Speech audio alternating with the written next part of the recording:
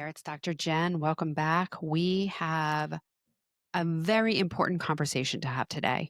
So, I am so delighted to have my friend and colleague, Dr. Doni Wilson, here today because we're going to talk about something that is definitely not talked about enough. But most, if not all of us women, are thinking about it at one time or another because we are screened for it without really thinking about it. And there is definitely controversy around screening. There's controversy around prevention. There's controversy around treatment. And we're going to get into all of it today. So, first, welcome, Dr. Wilson. Thank you Thank so you. much Thank for you so being much. here. I'm so excited to be here with you. Thank you. So, there is a silent epidemic going around, right? And this is HPV. So, I would love for you to start to talk about what is HPV and what is this silent epidemic? I'm so glad you're saying it that way because it is silent. It's silent also because women tend not to talk about it with each other because we feel embarrassed or ashamed. Yeah, We it go it to the brings up a lot of feelings of shame for people. It does, right? We go to the gynecologist and they do the pap smear and now they're they're automatically doing an HPV test. And this is in more recent years. So even if you had been getting a pap for decades before and never had any mention of HPV, all of a sudden your doctor might be testing it for you along with your pap. And then you might then hear from the gynecology office saying, oh, that HPV is positive. And then you're like, right? And your head just starts spinning. What does that mean? How did that happen? Yeah, We're all the questions. yeah. And and so it can be very scary at first because what we're referring to is specifically high risk HPV, and it's called high risk HPV because it's been associated with cancer risk. And so I'm so glad you're saying putting the emphasis on this is a serious issue, a virus that can be causing cancer. It doesn't always cause cancer, but we know that 99% of cervical cancer is caused by high risk HPV virus. Whoa, those are really big numbers. Yeah. So it's like, in some ways, it's like if you know you're testing positive for high risk HPV, then we really start wanting to protect your cervix. Here's the thing is, the high risk HPV virus types are also associated with cancer risk in vaginal tissue, in the vulva as well, and can also be associated with cancer in the oral area, like in the sinuses, in the oral mouth and respiratory area. So it's not just the cervix. There can be HPV related cancer in other areas of the body, also the anal area, and it can also cause cancer for men. So this is not just men dealing with high risk HPV virus, or not just women. Also, men can develop cancer caused by high risk HPV. The difference is that men are not screened for it. At least at this point in time in the United States, women are being screened for high risk HPV and men are not being screened. And so men don't even know they have it.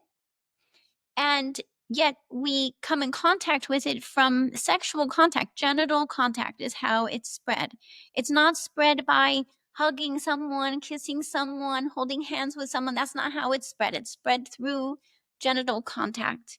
So there's no oral transmission? It can be oral, but it would be oral genital, like oral sex is how that would happen. Hmm. And I also like to clarify that we talk about HPV as if it's a single virus, and really there's 150 different kinds of HPV virus types. Some of the HPV viruses are low risk, meaning they're not associated with cancer risk. And they tend to be more associated with warts. Like even if you have warts on your hands or genital warts, those are the low risk types of HPV not associated with cancer. So yes, we do want to help with getting rid of the warts and preventing that. But I especially am focused on helping with the high risk types of HPV, of which there are, as far as we know at this point in time, there are 13 types of HPV that are associated with cancer risk. The two that have the highest association with cervical cancer are referred to as 16 and 18. So a lot of times you might hear, oh, do you have type 16 or 18? because they're the two of the 13. Those are the sort of top two that cause cervical cancer. But the other 11 could also. So when you get your results back, it might, and it varies based on the lab. Oh my gosh. So every time someone gets a result back, every lab looks a little different, but some of them will say HPV type 16 or 18, or it'll say other.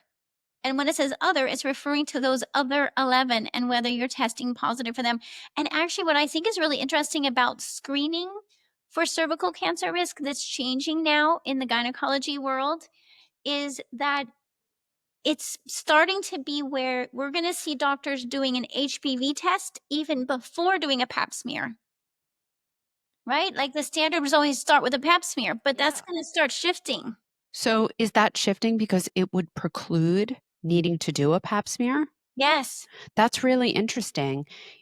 We have something similar in the breast cancer screening arena now. There's a new test. It's called the ARIA test. I don't know if you've heard of this, the tears test. Yes. You told And me. what's Yeah. happening is that this actually, I think I talked about it on your podcast, maybe, Yes. right? I love it. So what's happening with this test is that we're screening the fluid in the eye because for whatever the reason, these proteins end up being abundant in the eye fluid.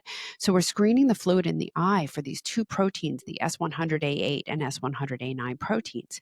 And these proteins are inflammatory precursors to breast cancer. So 97% of the time, if you have breast cancer, you will have an increased amount of these proteins. And then the specificity isn't as high. The specificity is around 58%, which means that 42% of the time you don't have a diagnosis of breast cancer, but this test is going to be positive. But there really are no true false positives because if you test positive on this test, if you have a clinically significant result, then it means that you have those inflammatory precursors. So even if you don't have a cancer yet, you're on the possibility is there. You're on the trajectory to getting one.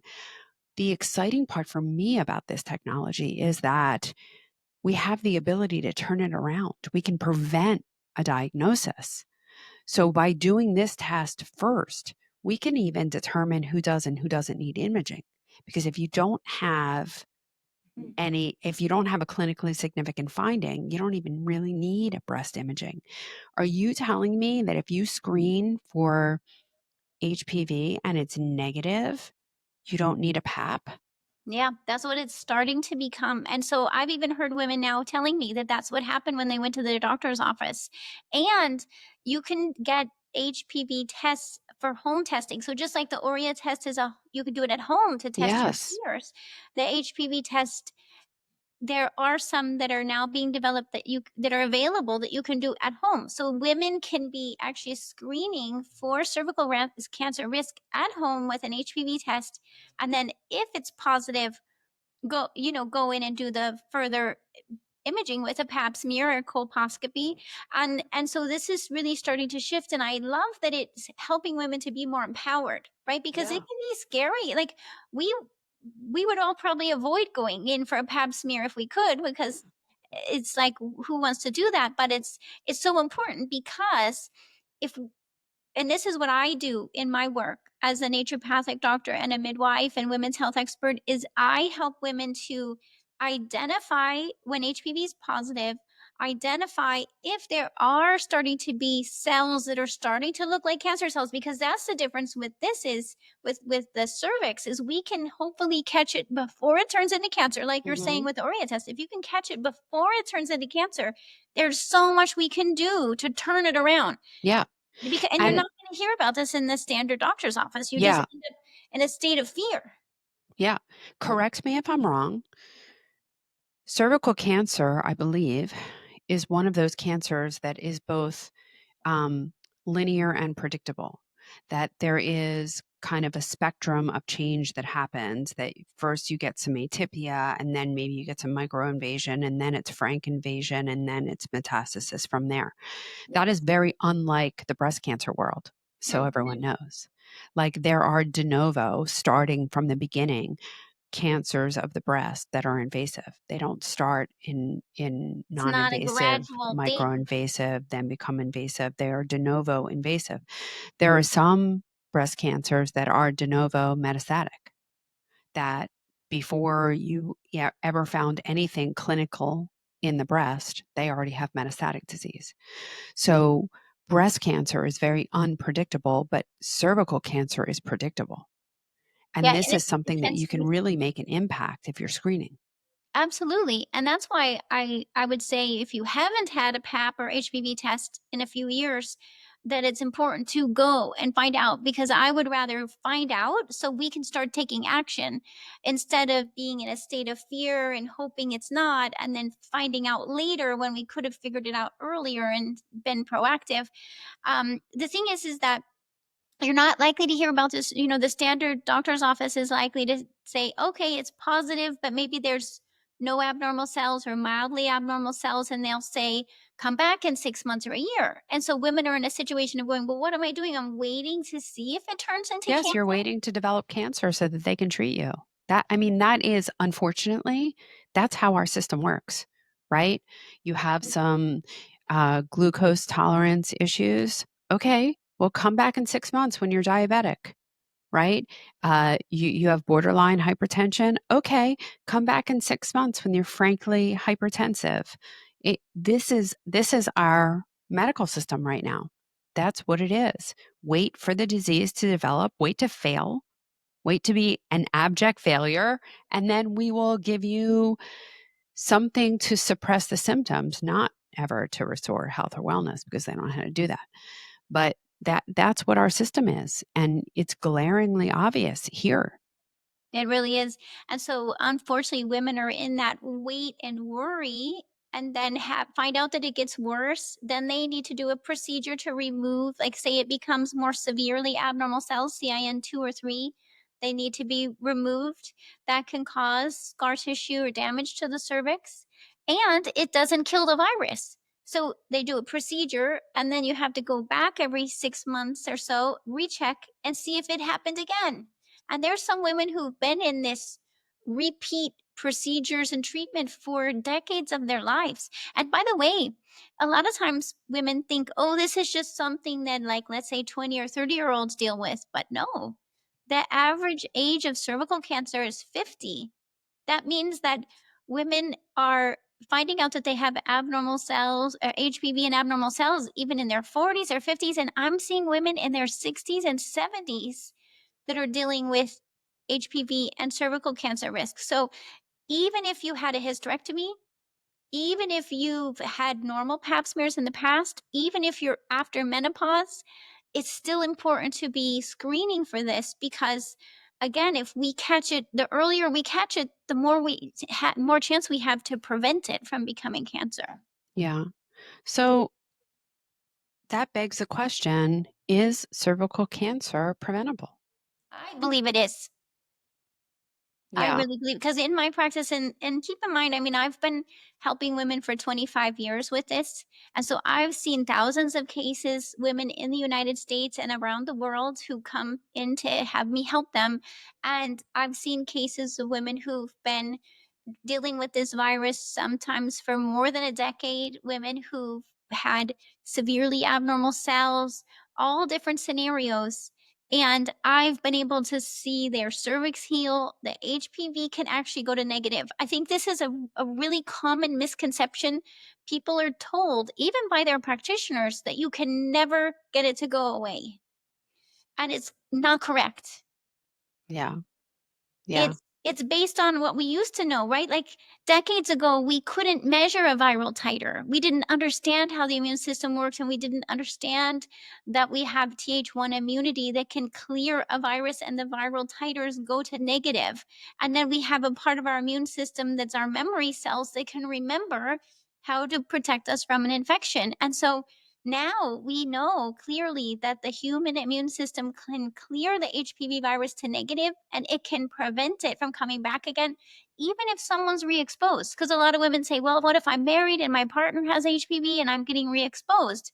And what the research finds and what I see in clinical practice is when we really figure out how to help your body protect you from this virus, Hmm. even if that virus shows up again, your body's going to be able to protect you from it. Your immune system and your microbiome can protect you from HPV. We just need to restore healthy function. So that that does address my question because I there are lots of viruses that remain in your body that remain dormant that you don't really clear. But you're Yep. saying HPV isn't one of them, that you can clear HPV. Yeah, I think some people, it can stay kind of at a low grade level. But what I see in my patients where and I can describe a little more what's different about my protocol and approach. But when we really, to me, it's when we're comprehensive and we really get that person's body to protect them, then it's not, it can go away and stay away, and it's not staying dormant. It completely goes away.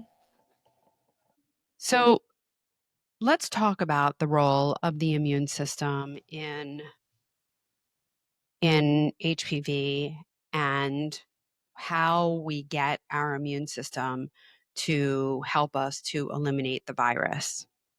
I love it. I love this question.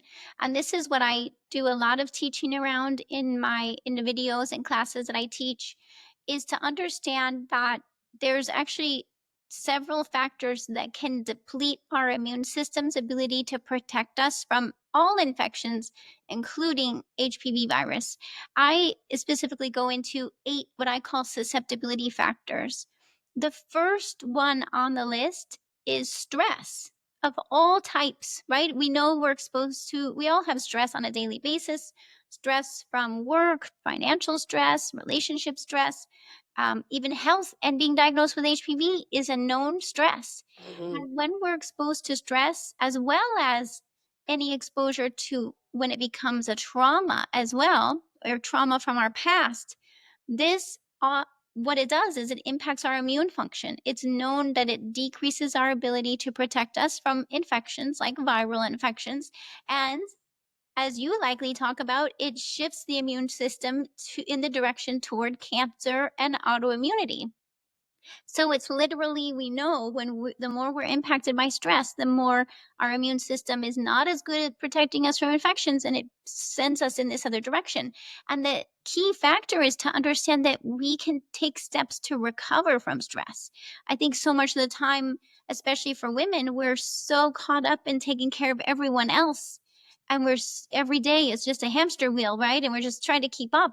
And we don't have time to take care of ourselves, even just to get enough sleep, to be able to exercise, let alone to be able to take a few breaths and meditate or get outside, right? It's a challenge to figure out how to get that into our day, but it can make such a difference because that's where the stress recovery can start to happen. And then your immune systems can start to work better again. So, stress is definitely something that plays into it.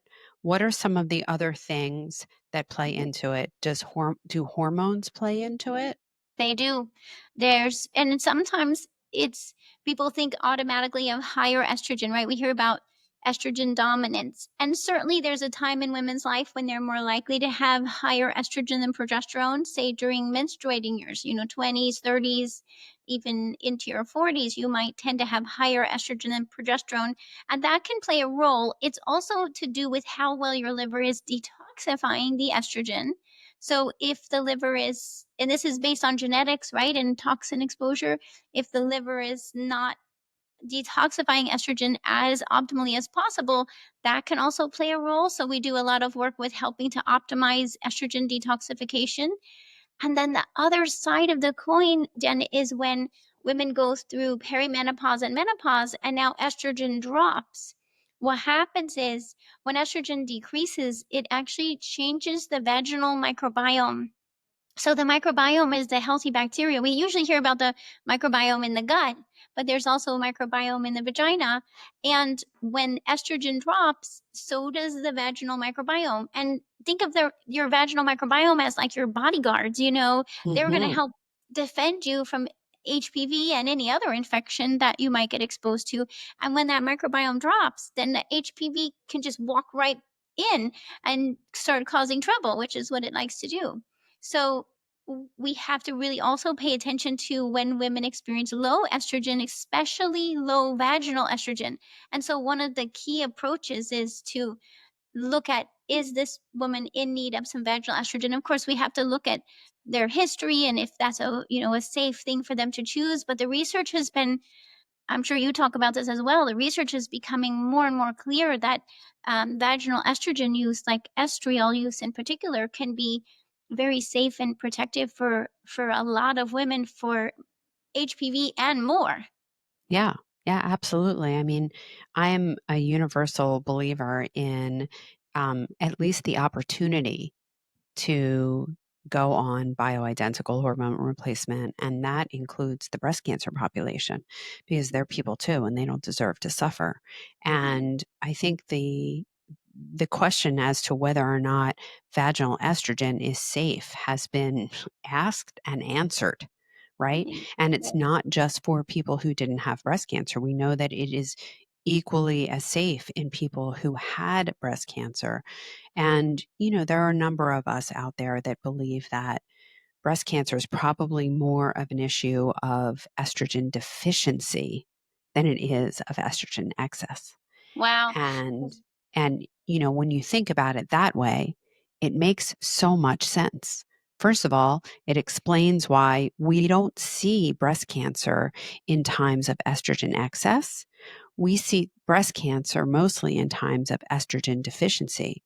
And even in these young turbo cancers, where we're seeing these young people with these cancers that we like really never saw before, we're seeing them in women who have, gotten a certain stab in their arm in 2021. I won't say more than that. That it was followed by a lot of menstrual dysfunction. And What? we know that menstrual dysfunction is centered around hormone deficiency. Yeah. It's not around hormone excess, it's around hormone deficiency. So we know that vaginal estrogen is safe for everyone and makes a huge difference because when you lose that vaginal estrogen, you lose the health of the vaginal tissues and you become susceptible to all kinds of things. Viruses, yes, for sure, but also urinary tract infections, Yes. frequent and really prolonged yeast infections. That's a huge issue when you lose the vaginal estrogen. And it's all because you are changing that vaginal microbiome without question. Yeah. And you're also materially changing the health of the tissues. You literally have tissue loss, barrier loss, loss of function. And so I think it's really important that we shout this from the rooftops because we need to maintain the health of our vaginal tissue. It's important for everything. It really is. And it's makes such a difference with cervical cancer risk as well and vaginal cancer. So when I'm talking to a woman who is peri and postmenopausal, my first thought is we need to make sure that you have enough vaginal estrogen. And what I find is that most women are not yet using vaginal estrogen. They're not hearing about it. Their doctors are not telling them about it. And so I'm absolutely so glad we're talking about it here to say this is not only going to help protect you from cervical and vaginal cancer and vulvar cancer, but also in what you're saying is because women worry, is it going to increase risk of breast cancer? And you're saying, no, it can actually potentially even help with breast cancer risk Hmm. as well. Yeah. And, that's what the literature has shown that, especially in women who were taking estrogen alone, because most of the time when they were taking combinations, they were taking a synthetic progesterone, which Yeah. seems to change the landscape a little bit. But estrogen alone, without question, is protective. And we see a reduction in breast cancers in women who take estrogen alone. So I'm I am actively changing that paradigm every day, and I am intent on advocating for bioidentical hormone replacement and making sure that estrogen gets the attention that it's due and the positive attention that it's due, because it's had plenty of negative attention for the purposes of selling anti-estrogen drugs, right? It fits a narrative, and the narrative seems logical, it's believable. It just doesn't happen to be true. But the pharmaceutical companies want you to believe that it's true so that you buy their drugs.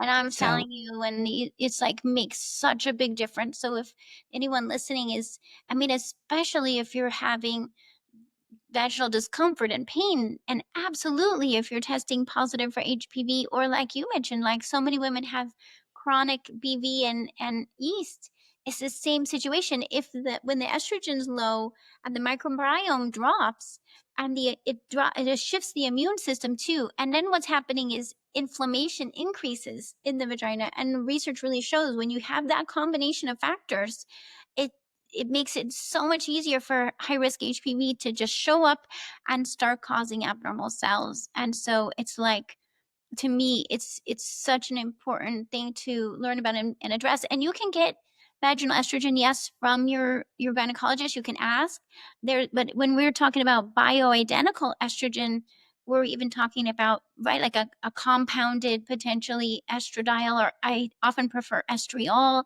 And there's ways that you can get even a low dose of estriol, like 1 to 3 milligrams twice a week of estriol can be enough. It's not like you're having to use a lot, and you're not having to use it every day, right? So to get this yeah, kind of a difference. yeah.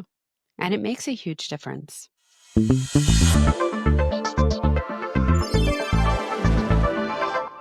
Are you ready for a breast cancer screening revolution? Well, I'm thrilled to introduce to you a breast cancer screening tool that I have only recently learned about, but I have universally adopted. This is the ARIA test. This groundbreaking at-home breast cancer screening test is one that I believe will completely change the game. So imagine a screening test that's as simple as shedding a tear, because that's ARIA. It's a non-invasive, convenient, and perfect for all bodies and all breasts. Dense breasts, implants, no problem. ARIA makes it clear for everyone, even women as young as 30.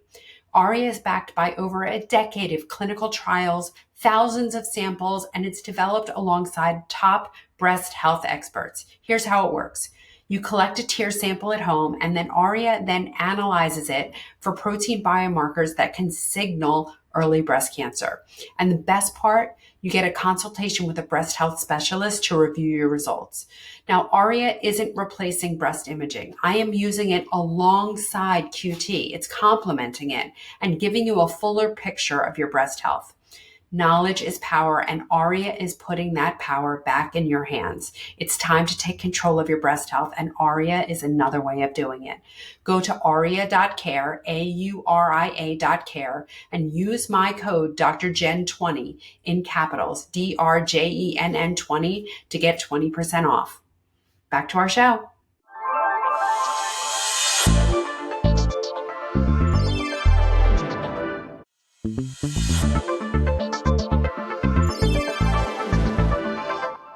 Hello, my beautiful listeners. I'm taking a quick break here to share something truly transformative with you today.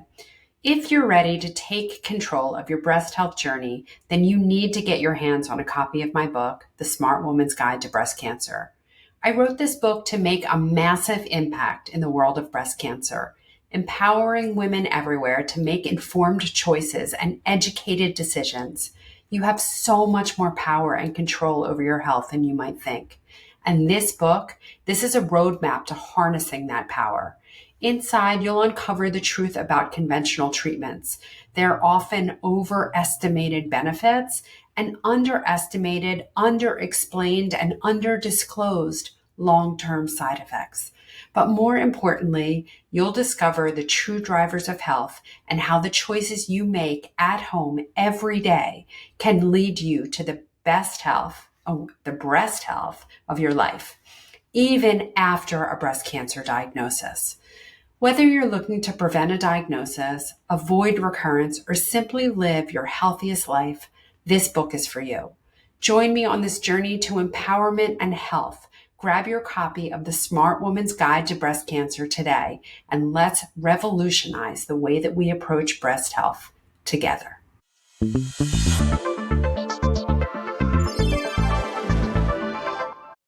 Yeah. Yep. Um, That's a big piece of it. The other thing that's so amazing, I think, in the research are really like so interesting is that literally the HPV virus itself, when it shows up vaginally, it actually changes the ecosystem. It actually is starts to even make the microbiome drop more and the inflammation increase more. So it completely like hijacks yeah, the vaginal ecosystem to benefit itself.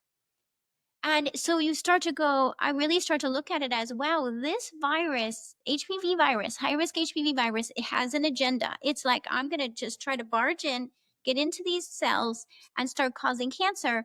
And when you can start to understand the virus that way, what I find is women can then get really empowered around it and say, wait a minute, this is my vagina. This is my life, my health. I'm not going to let this virus barge in and cause cancer. I'm going to take back control and get my vaginal environment set.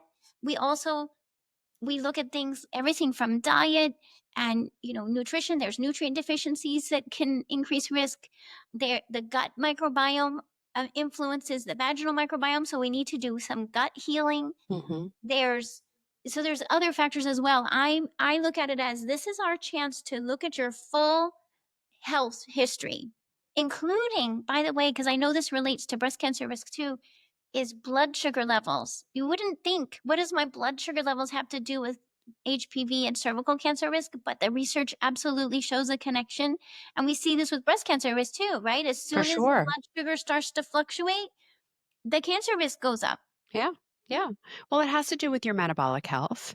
And, lest we forget, insulin, which is what we use to regulate our blood sugar levels, because our bodies are very sensitive to an increase in glucose, in circulating glucose, and it's quite damaging. So our body works really hard to make sure that that doesn't happen. And the way that we combat it is we secrete more insulin to push the glucose into the cells. And the thing is, insulin is growth factor, Mm.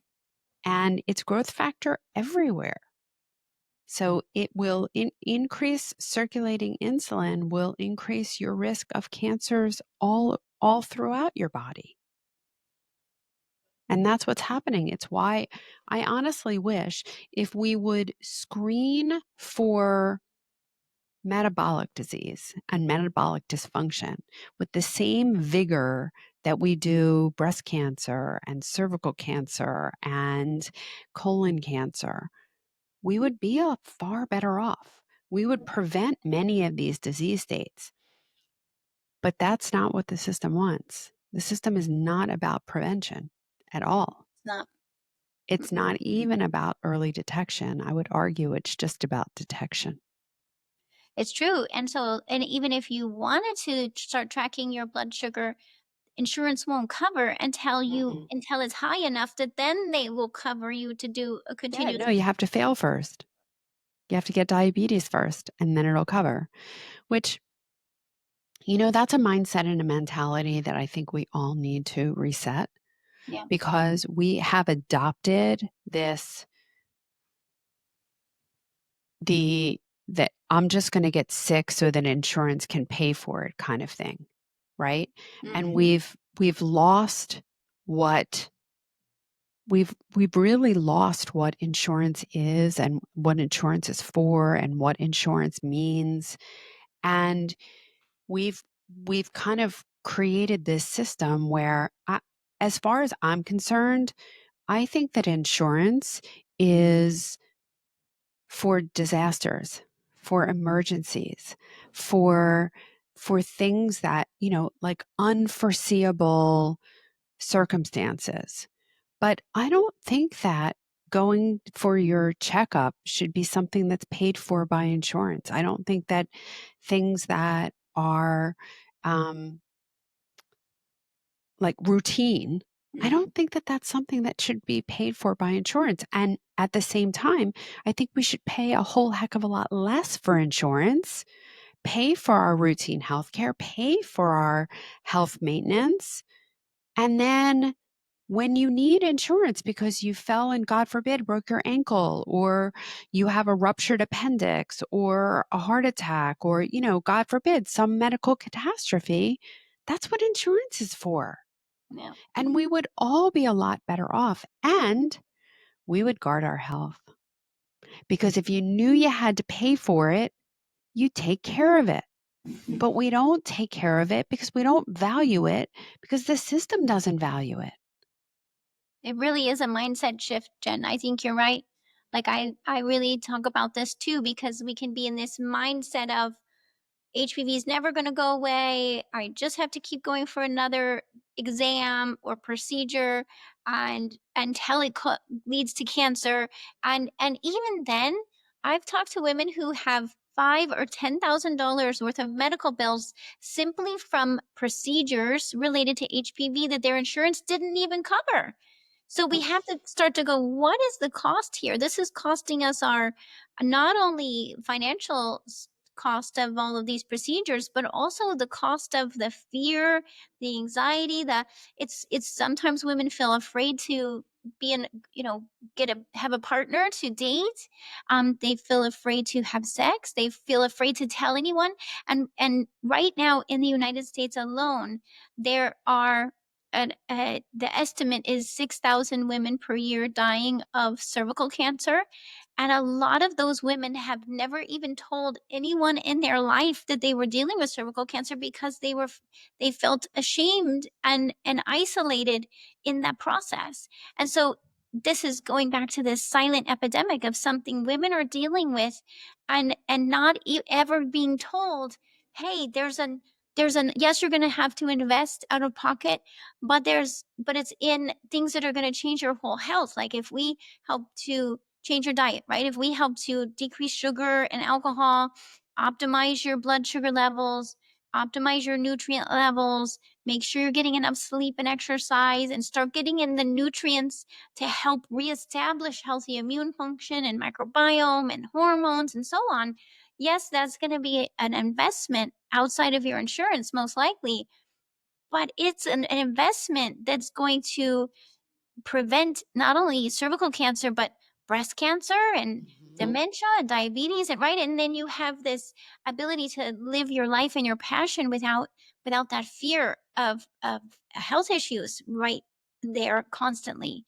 Yeah. So it's a mindset shift to say, what path do you really want to be on? Yeah. Yeah, absolutely.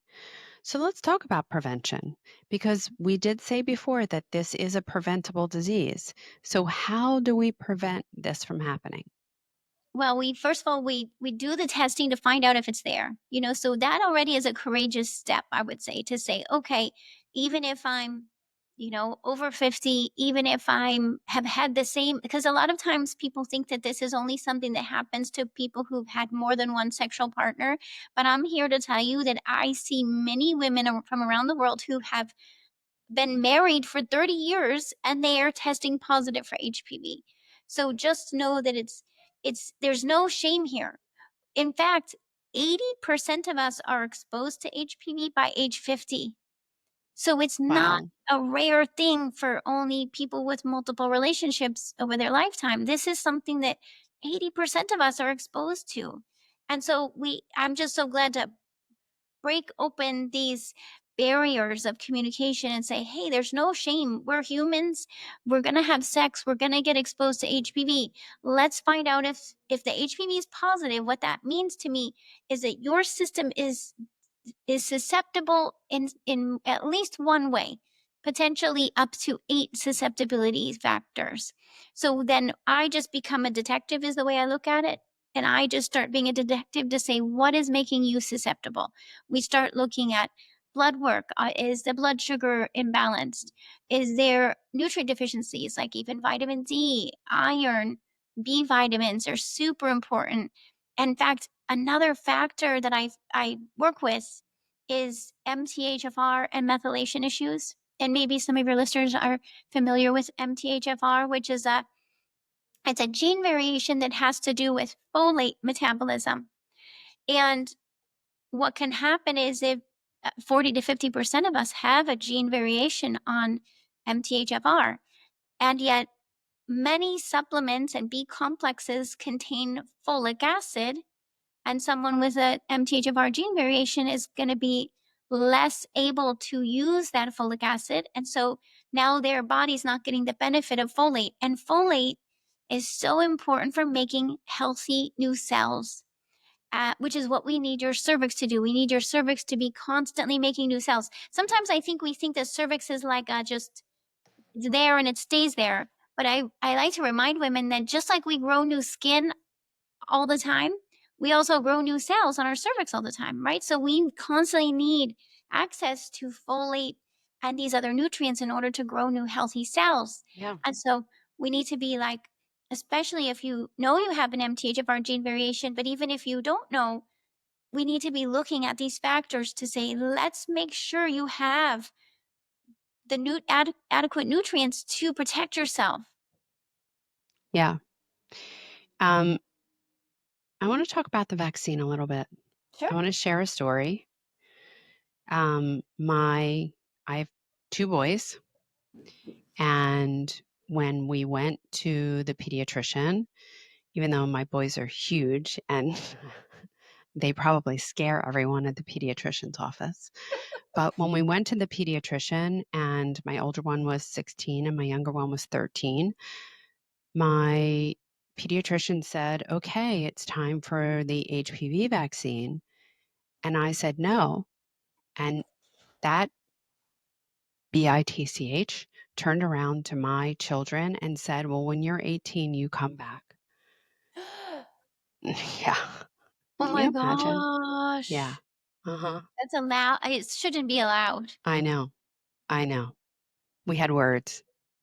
I asked my boys to leave the room and we had words. Um, what do you think of that HPV vaccine? Do you think that that's prevention? Do you think everyone should be getting it? Do you think no one should be getting it? Tell me what you think about it. Well, and we have to say that it's everyone needs to make their own choice. Yeah. And I just always recommend that you do your research, and with anything you're putting in or on your body, always look at what are the potential benefits and what are the potential risks. And so that's what I hear you asking me is, are there potential benefits and are there potential risks? And one thing I like to point out about the HPV vaccine is, at least at this point in time, called the Gardasil 9. Hmm. That means it's covering 9 HPV types, 2 of which are the low risk types. So it's actually covering 7 of the 13 high risk types. So it's not covering all 13. So it's, I feel like, always important to know it's going to partially cover Hmm. some of the high risk types, and it's not 100% effective. I think sometimes people assume if I get a vaccine, I'm covered. Yeah, they do. And they mostly assume that because that's how it's presented to them. It I is. don't think that that's them interpreting it. It's true. The doctors kind of make it sound like, oh, this is, you're done, you're good. Yeah, And yet, foolproof. Hmm. they have to tell you that you still have to be tested for HPV. Why do you have to still get pap smears and HPV tests? It's because it's not 100% effective. You still have to do continued screening for cervical cancer, Yeah. even if you had the vaccine. And now they've extended it so that women could get it to age 45. Why is that, right? And you start to go, what's really happening here? What about the women? Yeah, exactly. Now we're extending the length of time that we can use it, and yet I can tell you that I talk to women every day who contact me and say to me in tears, I had the vaccine Hmm. and I still have HPV and abnormal cells. And so I know it's not 100% effective. And yet, what I'm telling you is there are things we can do that I'm seeing work time and time again when I guide women through, and men, by the way. I also see men in my practice, to be able to change their diet and help heal their microbiome and get their nutrients on track and their hormones on track. And their bodies then can protect them from a high risk HPV virus. It does then beg the question, okay, if I can take steps to protect myself, you know, basically closer to 100% versus a vaccine that's not 100%. And we know, and you can definitely find this researching this, there are risks to the Gardasil, the HPV vaccine. There are people who are having negative outcomes from being exposed to that vaccine, and there's even lawsuits against that vaccine because of the negative effects. So it's definitely worth looking into all of that before you decide to have this injection. Yeah. And of course, everyone needs to make their own decision and everyone needs to consider it for themselves. But it's important to know that it's not a guarantee. Mhm. It does not cover all the strains.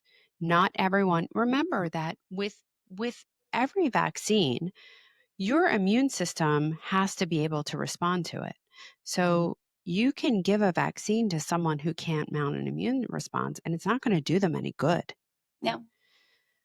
And so, I think that this, and it's very clear as they continue to expand the indications to use that it's just another money grab, right? Like, let's find more people to give it to.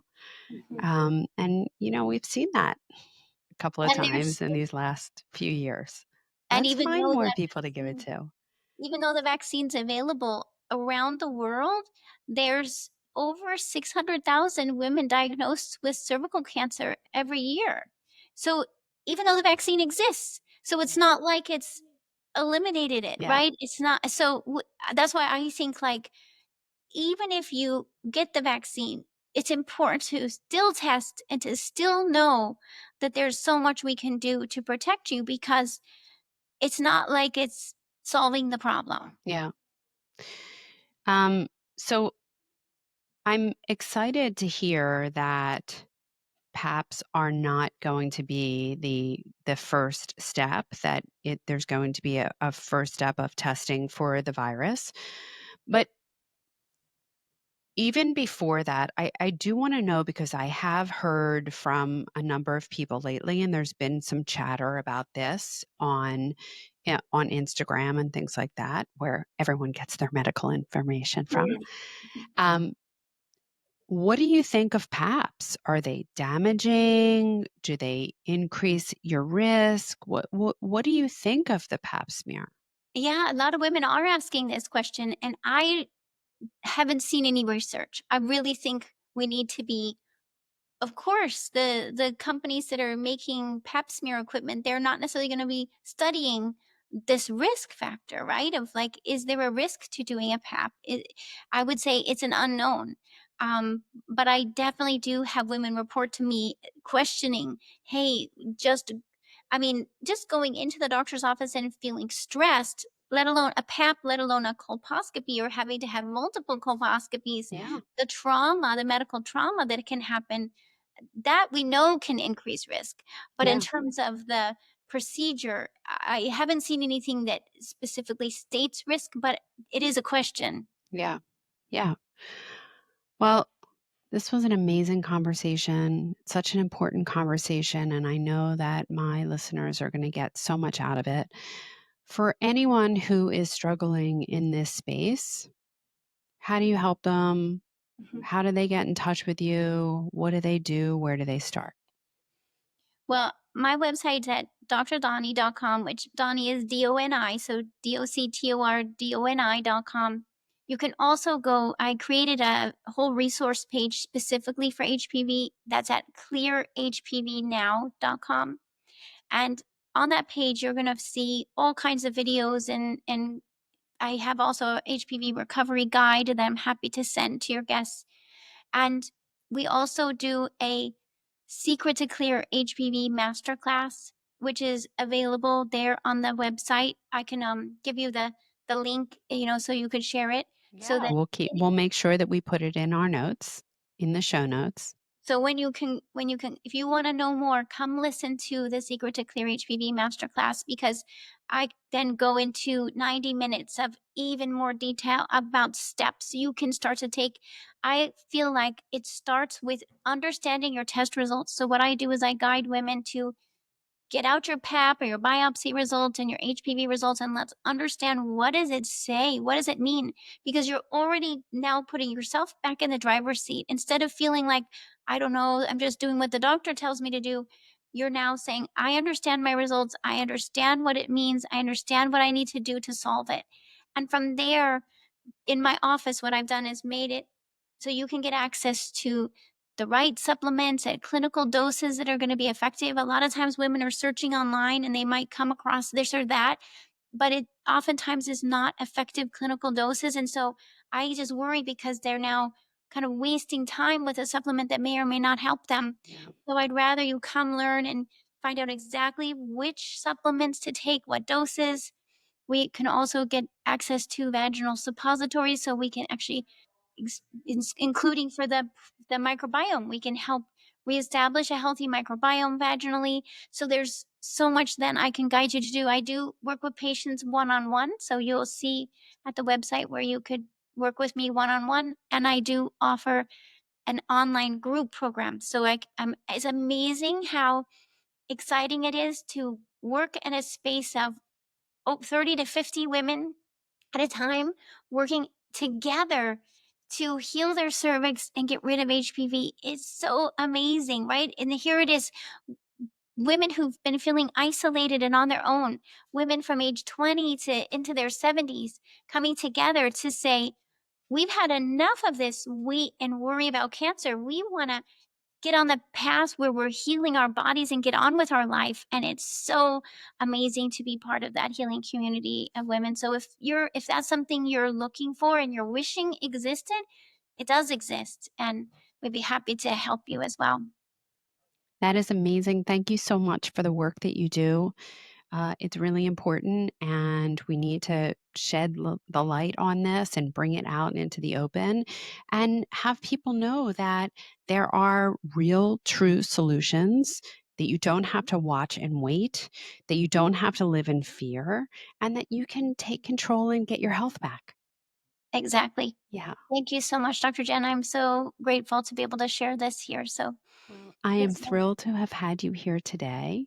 And if this was meaningful to you, then make sure that you like it, that you share it, leave us a comment, and make sure that you share it with someone who needs to hear it, because I'm certain that you know someone that needs to hear it. It's a very important conversation, and one that we need to start having out loud to take the fear and the shame away from this, because as we said, 80% of people are exposed by the age of 50. So this is a very, very, very common issue. And we need to make sure that we are taking care of it before it becomes a problem, because this is a preventable disease. So thank you so much, Dr. Doni, for being here. And know that I will be here next week, same time, same place. It's Dr. Jenn. Bye for now.